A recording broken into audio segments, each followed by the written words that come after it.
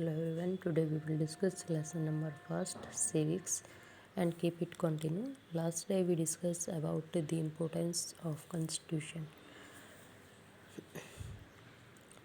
Instead it was important to have another level of government, यानी जो government होती है इंडिया में, इसके हम 3 लेवल स्टडी करते हैं. फर्स्ट सेंट्रल गवर्नमेंट, फिर state government, and third is that local bodies in this state, so that decision could be made for that particular area. कि जो राज्य सरकारें होती हैं वो अपने राज्य विशेष के लिए क्या करती हैं, डिसीजन लेती हैं.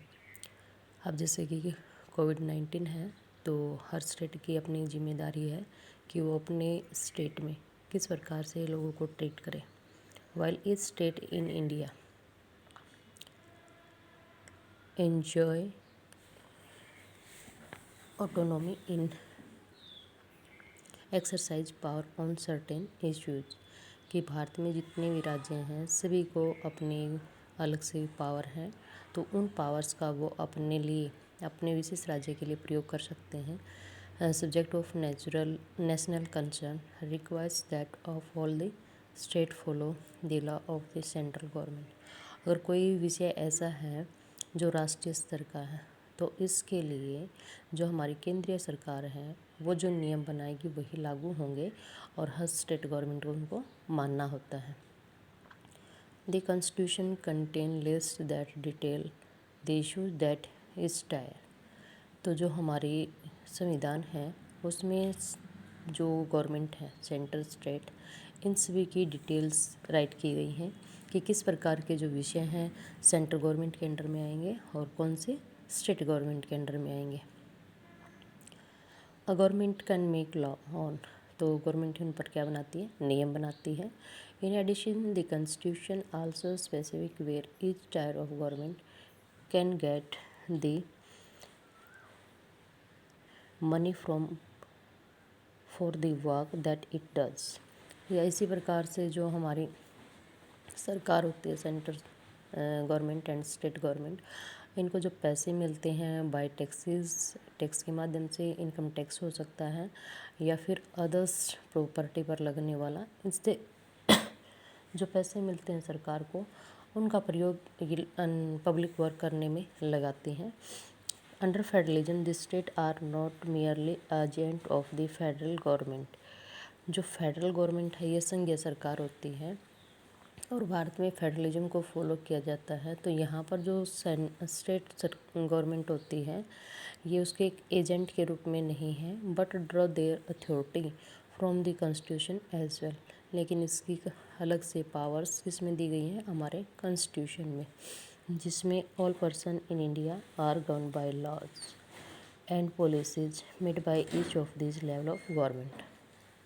कि जिसमें हम सभी भारतीय अपनी सरकार के द्वारा जो नियम नीतियाँ बनाई गई हैं उनका पालन करेंगे, चाहे वो स्टेट गवर्नमेंट है चाहे वो सेंट्रल गवर्नमेंट है. तो स्टेट लेवल पर केवल स्टेट के लिए होते हैं और सेंट्रल गवर्नमेंट के लिए पूरे इंडिया के लिए होते हैं. सेकंड जो फीचर्स है वो है पार्लियामेंट्री फॉर्म ऑफ गवर्नमेंट, कि हमारे यहाँ पर जो सरकार का रूप है वो कैसा है, संसदीय.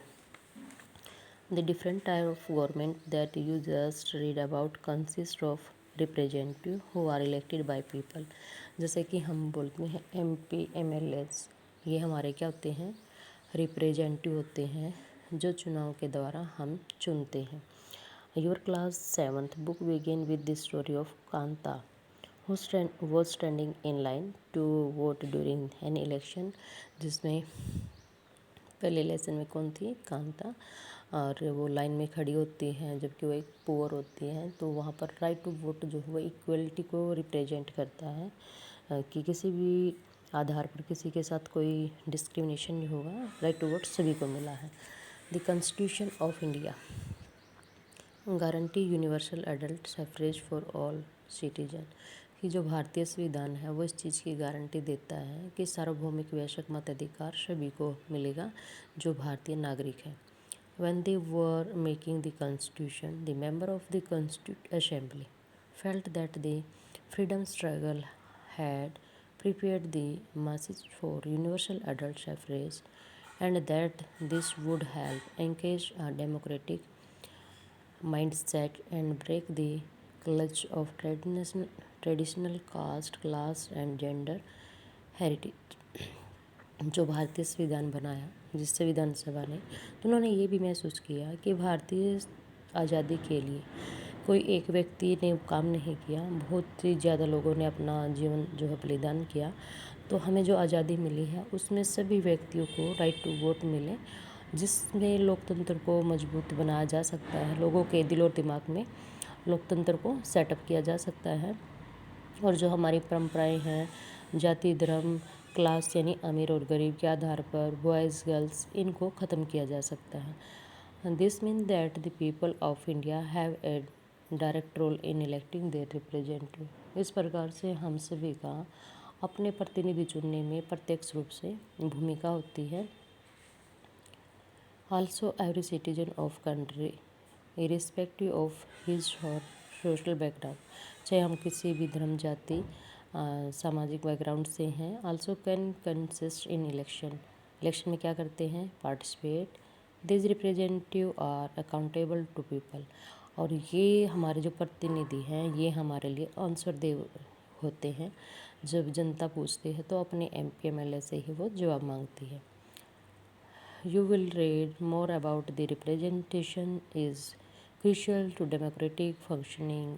जो नेक्स्ट बुक आएगी उसमें हम रीड करेंगे जो हमारे प्रतिनिधि हैं उनका रोल क्या है लोकतांत्रिक प्रक्रिया में। Thank you, have a nice day.